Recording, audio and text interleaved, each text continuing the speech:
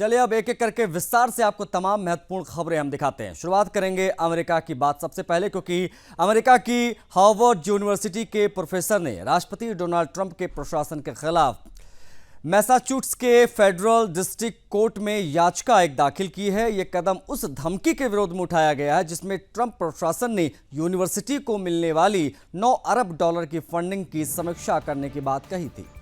Professors के 2 समूहों ने कोर्ट में दायर याचिका में कहा है कि ट्रंप सरकार का ये कदम अमेरिकी संविधान के फर्स्ट अमेंडमेंट का उल्लंघन है, जो अभिव्यक्ति की स्वतंत्रता की गारंटी देता है। उनका कहना है कि यूनिवर्सिटी की फंडिंग में कटौती की धमकी एक तरीके से स्वतंत्रता और विचारों की अभिव्यक्ति को दबाने की कोशिश है। प्रोफेसर ने कोर्ट से मांग की है कि ट्रंप प्रशासन के इस फैसले पर तुरंत रोक लगाई जाए ताकि उच्च शिक्षा संस्थानों की स्वतंत्रता और निष्पक्षता बनी रहे। अब ये फर्स्ट अमेंडमेंट क्या है, ग्राफिक्स के माध्यम से हम वो भी आपको दिखा देते हैं। देखिए, अमेरिका के संविधान का फर्स्ट अमेंडमेंट 1791 नागरिकों को 5 प्रमुख स्वतंत्रता देता है। अभिव्यक्ति की स्वतंत्रता, प्रेस की स्वतंत्रता, धार्मिक स्वतंत्रता और शांतिपूर्ण सभा का अधिकार। लेकिन सरकार के खिलाफ याचिका दायर करने का अधिकार भी इसके तहत दिया जाता है, अमेंडमेंट 1791 के तहत। खैर, बढ़ेंगे आगे। ट्रंप प्रशासन ने हार्वर्ड यूनिवर्सिटी को सख्त चेतावनी देते हुए कहा है कि अगर कैंपस में यहूदियों के खिलाफ नफरत और भेदभाव को रोकने के लिए ठोस कदम नहीं उठाए गए तो यूनिवर्सिटी की संघीय फंडिंग पर रोक लगाई जा सकती है। हाल ही में ट्रंप प्रशासन की ओर से हार्वर्ड को एक औपचारिक चिट्ठी भेजी गई जिसमें यूनिवर्सिटी पर आरोप लगाया गया कि वह यहूदियों के खिलाफ नफरत को नियंत्रित करने में नाकाम रही है। अब प्रशासन का दावा है कि हार्वर्ड कैंपस में यहूदी छात्रों और प्रोफेसर्स के साथ भेदभाव हो रहा है, जिसे नजरअंदाज किया जा रहा है। इस फंडिंग में करीब 9 अरब डॉलर शामिल हैं, जो यूनिवर्सिटी के रिसर्च प्रोग्राम, स्टूडेंट स्कॉलरशिप्स और साइंस और मेडिकल प्रोजेक्ट के लिए बेहद अहम मानी जाती है। उनका कहना है कि यह कदम अमेरिकी संविधान की फर्स्ट अमेंडमेंट का उल्लंघन है, जो अभिव्यक्ति, अकादमिक स्वतंत्रता की गारंटियां देता है। वो कौन कौन से हैं अमेंडमेंट, वो भी हम आपको ग्राफिक्स के माध्यम से इस वक्त दिखाई रहे हैं।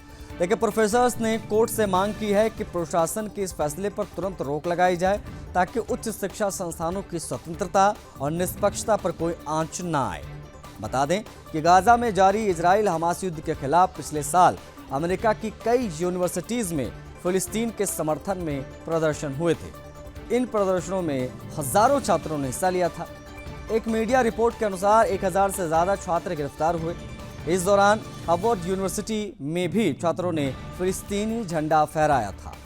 यूनिवर्सिटी ने इसे पॉलिसी के खिलाफ बताया और खिलाफ बताते हुए छात्रों के खिलाफ एक्शन लेने की बात कही थी। ट्रंप प्रशासन ने कोलंबिया यूनिवर्सिटी के खिलाफ सख्त कदम उठाते हुए 400 मिलियन अमेरिकी डॉलर के अनुदान को रद्द कर दिया था।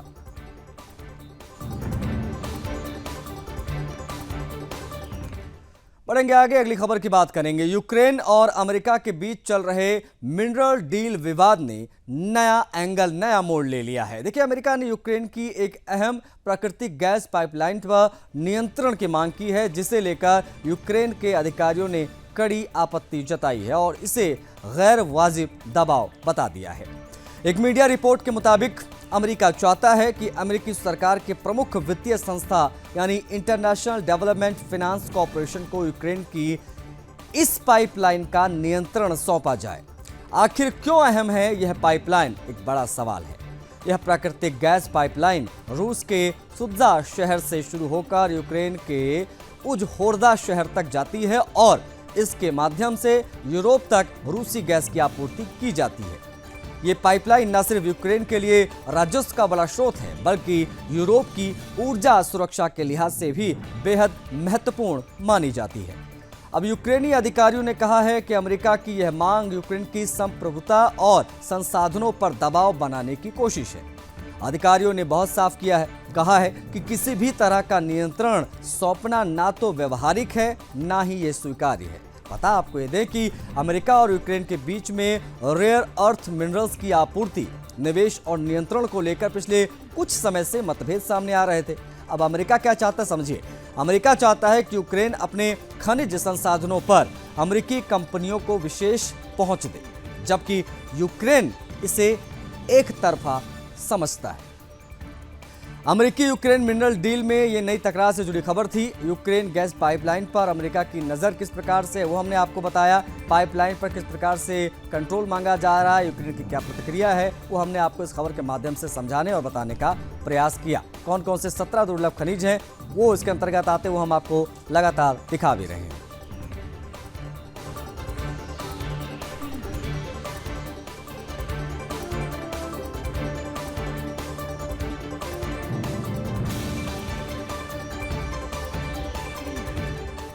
बढ़ेंगे आगे। यूक्रेन की राजधानी कीव में बीते शनिवार को हुए रूसी हमले में भारतीय फार्मास्यूटिकल यानी एक दवा की कंपनी का जो गोदाम था वो तबाह हो गया, उसमें आग लग गई। यूक्रेन में भारतीय दूतावास ने दावा किया है कि रूस ने जानबूझकर भारतीय फार्मास्यूटिकल कंपनी के गोदाम को निशाना बनाया है। अब यूक्रेनी दूतावास ने एक बयान में कहा है कि आज रूस ने यूक्रेन में भारतीय कंपनी कुसुम के गोदाम पर मिसाइल से हमला किया। भारत के साथ खास दोस्ती का दावा करने वाला रूस जानबूझकर भारतीय कंपनियों पर हमले कर रहा है। वहीं ब्रिटेन में यूक्रेन के राजदूत मार्टिन हैरिस ने भी घटना की पुष्टि की है और घटना की पुष्टि करते हुए कहा है कि हमले में कीव में एक प्रमुख फार्मा कंपनी का गोदाम पूरी तरीके से तबाह हो गया है। हालांकि उन्होंने ये हमला मिसाइल से नहीं, रूसी ड्रोन्स के जरिए किए जाने की बात कही है। राजदूत हैरिस ने सोशल मीडिया प्लेटफॉर्म एक्स पर पोस्ट में लिखा है कि आज सुबह रूसी ड्रोन ने कीव में एक प्रमुख फार्मास्यूटिकल गोदाम को पूरी तरीके से तबाह कर दिया, जिससे बुजुर्गों और बच्चों की दवाएं भी नष्ट हो गईं, वो जलकर खाक हो गई। ये रूस की आतंकवाद नीति का हिस्सा है जो आम नागरिकों को निशाना बना रहा है। अब तक भारत और रूस की सरकारों की ओर से इस हमले पर कोई ऑफिशियल स्टेटमेंट यानी आधिकारिक प्रतिक्रिया सामने नहीं आई है। इससे पहले रूस के रक्षा मंत्रालय ने दावा किया कि यूक्रेन ने एक दिन पहले उसके एनर्जी इंफ्रास्ट्रक्चर पर 5 हमले किए।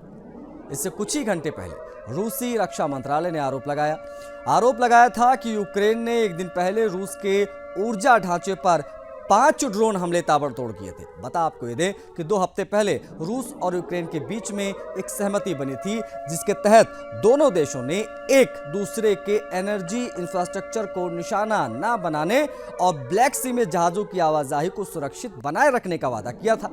अब इस समझौते को लेकर अमेरिका ने रूस और यूक्रेन से दरअसल अलग अलग बातचीत भी की थी। बीते महीने जो है वो सऊदी अरब के रियाद में अमेरिका और रूस के बीच में 12 घंटे से अधिक लंबी चर्चा चली, बैठक हुई। पिछले महीने रूस और यूक्रेन ने एक दूसरे के 175 सैनिकों की अदला बदली भी की थी। इसके अलावा रूस ने 22 गंभीर रूप से घायल यूक्रेनी सैनिकों को भी रिहा किया था। 2 हफ्ते पहले एक सुरक्षा संबंधी बड़ी घटना में रूसी राष्ट्रपति व्लादिमीर पुतिन के काफिले की एक लिमोजिन कार में ब्लास्ट हुआ था। यह धमाका एफएसबी मुख्यालय के पास में हुआ था।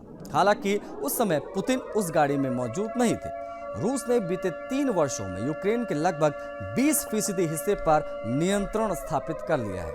पुतिन सरकार अब तक डोनेत्स्क, लुहांस्क और ज़ापोरिज़िया और खेर्सोन जैसे 4 बड़े प्रांतों को रूस में शामिल कर चुकी है।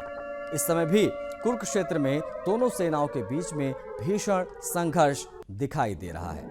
कीव में भारतीय कंपनी पर रूसी हमला से जुड़ी ये पूरी खबर, किस प्रकार से इसमें बयान दिए गए, किस प्रकार से रूस और भारत की तरफ से अभी इसमें कोई ऑफिशियल स्टेटमेंट नहीं दिया गया, वो अपने आप में बेहद महत्वपूर्ण है। और देखने वाली बात है कि अब तक इस प्रकार का कोई बयान क्यों नहीं आया।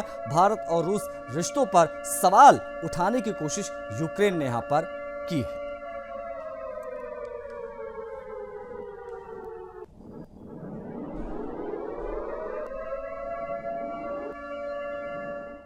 तो रूस यूक्रेन युद्ध से जुड़ी ही एक बड़ी खबर आपको बताएंगे, उसके बाद में हम अगली खबरों की तरफ बढ़ेंगे। तो ये बड़ी खबर इस वक्त की आ रही है, रूस ने सुमी में दागी है 2 बैलिस्टिक मिसाइल।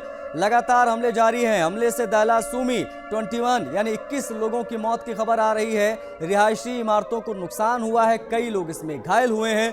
रूस के हमले में भारी नुकसान की बात कही जा रही है। हालांकि आकलन भी करना मुश्किल कि कितने बड़े पैमाने पर ये बैलिस्टिक मिसाइलों का प्रभाव पड़ा है दागने की वजह से, क्योंकि बताया ये जा रहा है हमले से जो दहल गया है सूमी।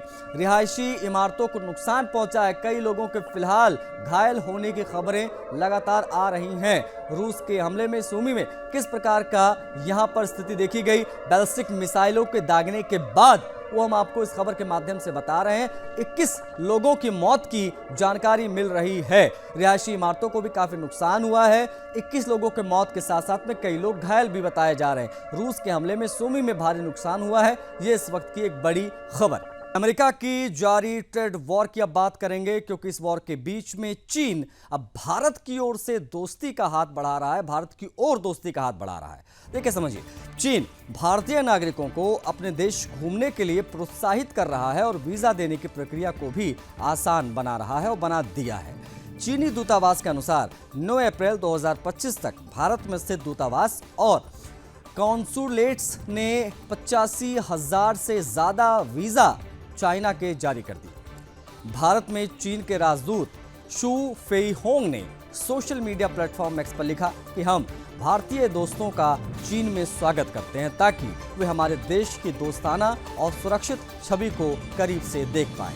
बता दें कि मार्च तक चीन ने भारतीय नागरिकों को 50,000 से अधिक वीजा जारी किए थे। राजदूत फेईहोंग ने तब कहा था कि जब वसंत में फूल खिलते हैं तब हम चाहते हैं कि अधिक से अधिक भारतीय हमारे देश की सुंदरता का अनुभव करने आए। भारतीय पर्यटकों को आकर्षित करने के लिए चीन ने वीजा प्रक्रिया में कई बड़े बदलाव भी किए हैं। अब ऑनलाइन अपॉइंटमेंट जरूरी नहीं है। वीजा शुल्क में भी कटौती की गई है। चीन का ये कदम साफ संकेत देता है कि वो भारत के साथ सॉफ्ट डिप्लोमेसी और टूरिज्म के माध्यम से रिश्तों को नया मोड़, नया एंगल देना चाहता है। अब विशेषज्ञों का मानना है कि यह प्रयास चीन की अमेरिका से दूरी और भारत से नजदीकी बढ़ाने की रणनीति का एक हिस्सा हो सकता है। भारतीय टूरिस्ट के लिए कई तरह की छूट है। ग्राफिक्स के माध्यम से वो भी आपको बता देते हैं क्या क्या वो छूट हैं। भारतीय टूरिस्ट के लिए कई तरीके की छूट है। ऑनलाइन अपॉइंटमेंट की जरूरत अब नहीं पड़ेगी। चीनी वीजा के लिए अप्लाई करने वाले भारतीयों को अब अनिवार्य तौर पर ऑनलाइन अपॉइंटमेंट लेने की आवश्यकता नहीं है। इससे वीजा एप्लीकेशन प्रोसेस तेज और आसान होगा। बायोमेट्रिक छूट होगी। अगर भारतीय नागरिक शॉर्ट टाइम के लिए चीन की यात्रा करना चाहते हैं तो उन्हें अब अपना बायोमेट्रिक डेटा पेश करने की भी आवश्यकता नहीं पड़ेगी, जिससे वीजा प्रोसेस का समय काफी कम हो जाता है। तेज प्रोसेस। चीन ने वीजा अप्रूवल सिस्टम तेज करने के लिए अप्रूवल समय सीमा को भी आसान कर दिया है, जिससे जो प्रोसेस है वो काफी तेज होगी। अब बात कर देते हैं वीजा शुल्क की। तो वीजा शुल्क में कटौती। चीन में अधिक भारतीय पर्यटकों को अपने देश बुलाने के लिए ये शुल्क में कटौती भी की गई है। अगर हम टूरिज्म के प्रमोशन के पहलू की बात करें तो भारत में चीनी दूतावास ज़्यादा से ज़्यादा भारतीय यात्रियों को आकर्षित करने के लिए चीनी पर्यटन को बढ़ावा दे रहा है। तो भारतीयों के लिए चीन अपने दरवाजे किस प्रकार से खोलने लगा जब से अमेरिका ने टैरिफ लगाया है, जिस प्रकार की चीज़ें दिखाई दे रही हैं ट्रेड वॉर के बीच में, उससे संबंधित बेहद महत्वपूर्ण जानकारी है। और 9 अप्रैल तक 85,000 इंडियंस को वीज़ा जारी किया गया है। इस पर एक बयान भी दिया गया है वहाँ के विदेश मंत्रालय के द्वारा। वहाँ के जो राजदूत हैं उनके द्वारा कहा गया कि हम स्वागत करना चाहते हैं तमाम भारतीयों का। अब इसके पीछे का क्या कारण है वो भी हमने आपको इस खबर के माध्यम से बताने का प्रयास किया है। वीज़ा शुल्क में कटौती से लेकर प्रोसेस तेज किया गया है। ऑनलाइन अपॉइंटमेंट लेने की भी आवश्यकता नहीं है। सीधे जो है ईजिली आपको चाइना का वीज़ा मिल जाएगा अगर आप चीन घूमने जाना चाहते हैं तो।